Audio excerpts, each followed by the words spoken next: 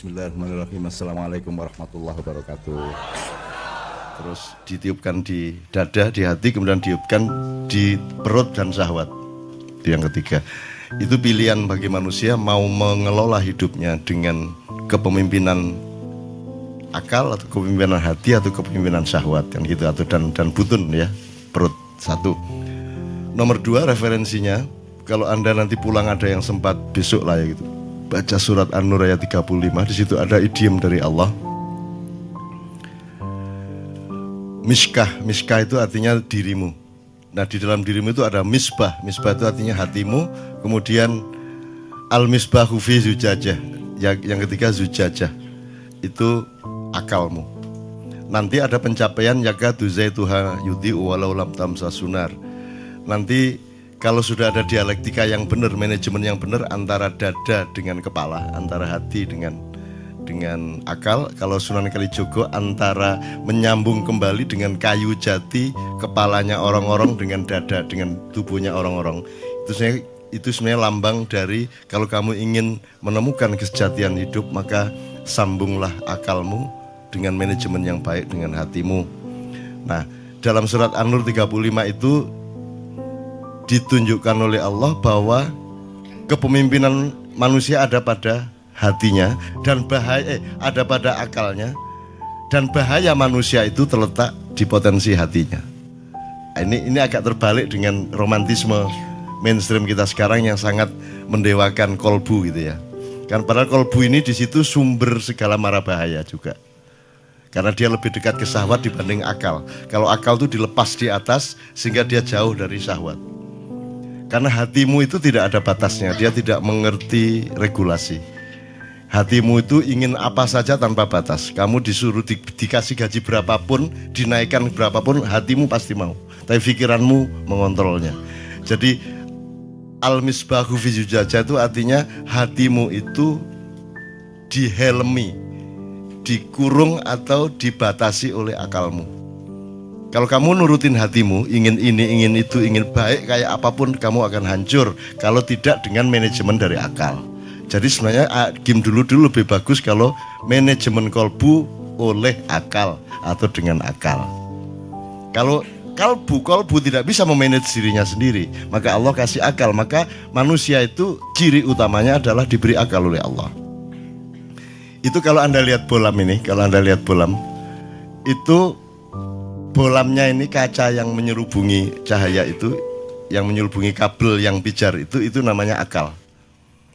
Nah, dalam hidup manusia jangan sampai arus cahaya di kabel positif negatif yang ketemu itu melelehkan kacanya.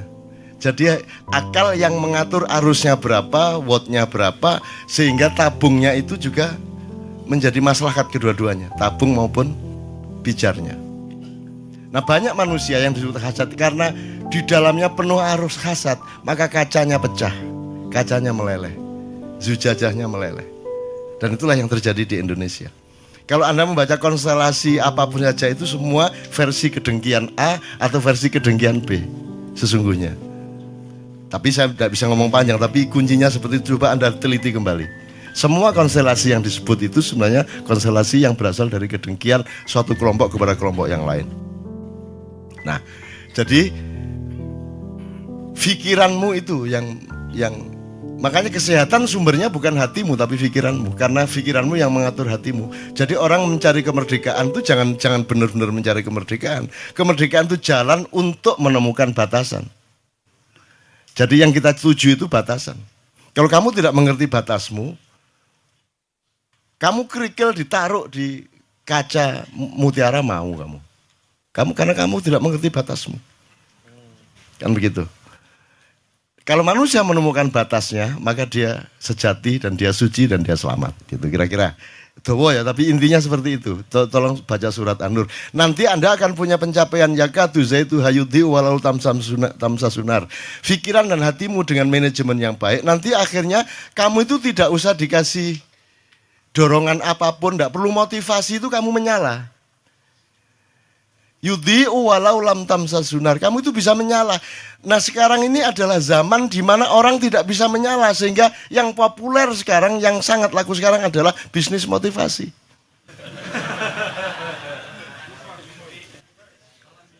Ya toh? Motivasi. Lu kurang apa kamu cari motivasi? Karena tidak benar manajemenmu itu. Masa saya kata sembahyang butuh motivasi, kata berbuat baik butuh motivasi. Saya sambung sama Asmaul Husna, sedikit ya. Saya tanya Mas, kalau tidak ada Quran, tidak ada Islam, Anda tempeleng istri apa tidak? Anda bunuh orang tidak? Anda nyuri tidak? Apa untuk tidak mencuri nunggu Quran dulu? Jadi sesungguhnya Al-Quran itu intinya, energinya, dan aspirasinya sudah ada di dalam dirimu. Seandainya tidak ada Islam pun, kamu tidak akan berbuat jahat kalau kamu benar-benar manusia sejati. Kan begitu? Nah ini sudah dikasih Quran, sudah dikasih Asmaul Husna. Kamu tidak kagum lagi sama Asmaul Husna. Nggak ada orang kagum sama Asmaul Husna, diterima begitu aja tanpa perasaan. Wala wajilat, wama wajilat kulubuhum, dan tidak tergetar hatinya. Kamu tahu nggak? Emang gimana kamu bisa tahu Tuhan itu? Gimana mau meneliti kayak apa? Mau bertapa kayak apa supaya kamu tahu Tuhan? Tidak mungkin kamu tahu Tuhan. Tidak mungkin mengalami dan mengetahui pemahaman apapun mengenai Allah. Satu-satunya jalan adalah Allah ngasih tahu kamu tentang Dia, betul tidak? Nah itu prosesnya berabad-abad. Dulu orang tahunya, oh ada dewa perusa, ada dewa pencipta, ada dewa pemelihara. Ya toh? Cari-cari itu, alhamdulillah ketemu dikit 3. Kan gitu kan? Terus berkembang akhirnya sama Tuhan di shortcut. Udah gini aja. Gini aja, kamu tak kasih tahu siapa saya ya. Sifat saya itu 99 ya. Saya itu Rahman Rahim ikonnya.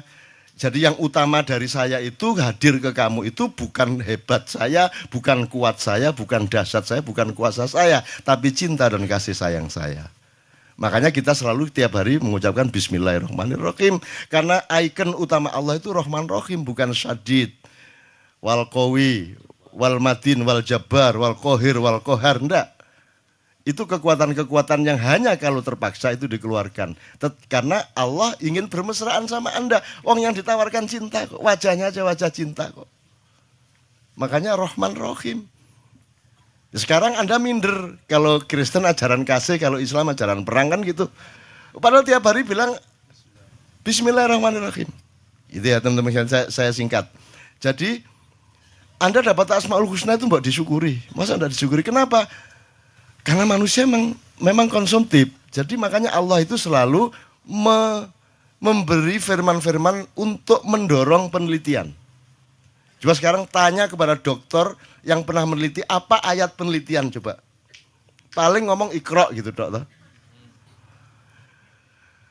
Kamu sebut ayat apa saja, saya tunjukkan bahwa itu dorongan untuk penelitian. Ngono lho rek. Wes, sebutan ayat sendiri wes. Saya akan tunjukkan kepada kamu itu dorongan untuk penelitian. Misalnya apa? Allahu Akbar. Wes. Itu apa? Itu dorongan untuk penelitian. Kalau ayam, itu ya. Itu karena dia ayam ditakdirkan untuk keloro. Tapi kalau manusia mengucapkan Allahu Akbar karena ada asal-usulnya. Ngapain kamu Allahu Akbar itu? Allahu Akbar itu kan ketika kamu kagum, ketika kamu takjub, ketika kamu terharu, Allahu Akbar. Atau ketika kamu dalam bahaya besar. Kan begitu. Jadi harus ada pengalaman empiris sedemikian rupa yang menyangkut getaran hatimu dan terguncangnya jiwamu, baru kamu ucapkan Allahu Akbar. Jadi Allahu Akbar itu output dari peristiwa jiwa Anda yang meneliti macam-macam. Lihat pohon, ya Allah, Allahu Akbar, indah banget. Karena Anda meneliti pohon. Ngelihat cacing, ngelihat apa-apa. Jadi itu semua harus penelitian dulu, baru Allahu Akbar. Apalagi kalimatnya gini, Rabbana ma khalaqta hadza batila. Ya Allah, wahai Tuhan kami, tidak ada yang sia-sia Engkau ciptakan. Tuhan yang ngasih kalimat seperti itu, kalimatnya kalau Anda ngerti retorika, kan mestinya Tuhan ngomong gini, sesungguhnya tidak ada yang sia-sia yang Aku ciptakan. Inna, apa? Kaifa Ustaz? Seharusnya kalimatnya Tuhan tuh enggak Rabbana ma khalaqta hadza batila, tapi kalimatnya Allah, Wa ma khalaqtu kulla syai'in batilan. Wah, gitu mestinya. Enggak, Tuhan enggak gitu. Tuhan didik kita, mengayomi kita. Kalimatnya itu untuk kamu ucapkan, bukan untuk diucapkan oleh Allah. Manusia yang mengucapkan, wahai Tuhanku, sesungguhnya engkau tidak sia-sia menciptakan ini. Untuk ngomong gitu kan kamu neliti dulu. Ada apa kok ngomong gak sia-sia? Iya bojo ketok pesek tapi ya Allah Rabbana ma khalaqta hadza batila. Ketoke rada merongos, ketoke rada ngene tapi ngabektine poli. Rabbana ma khalaqta. Gitu loh. Anda mengalami sesuatu karena penelitian dan penghayatan Anda baru Anda ucapkan Rabbana ma khalaqta hadza batila. Kalau enggak, ngapain tiba-tiba ngomong itu? Hari raya itu Allahu Akbar. Allahu Akbar. Itu malaikat tolah-toleh. Ono apa arek-arek kok ngomong Allahu Akbar? Lu karena hari raya, lu kalau ngomong Allahu Akbar karena hari raya sama dengan ayam itu berkokok karena dia ayam. Selama Ramadan dia menghayati sesuatu, banyak hal yang dia alami karena puasanya, karena itikafnya, karena tahajudnya, betul enggak? Karena tarawihnya, maka akhirnya dia bertumpuk-tumpuk ketakjubannya dia kepada Allah, sehingga begitu tiba hari raya dia sudah tidak tahan lagi untuk mengucapkan Allahu Akbar. Ngono loh. Ki gak apa-apa. Ngomong Allahu Akbar, malaikat tolah-toleh. Lah napa niku arek-arek niku? Embo aku ya wis putus asa, wis gendeng kabeh arek-arek iki. Gitu ya teman-teman sekalian ya. Jelas ya. Maka bersyukur Asmaul Husna lewat gitu saja. Padahal semua yang paling dasar ketakjuban. Apa yang melebihi ketakjuban? Lah Anda tidak takjub sama apa-apa.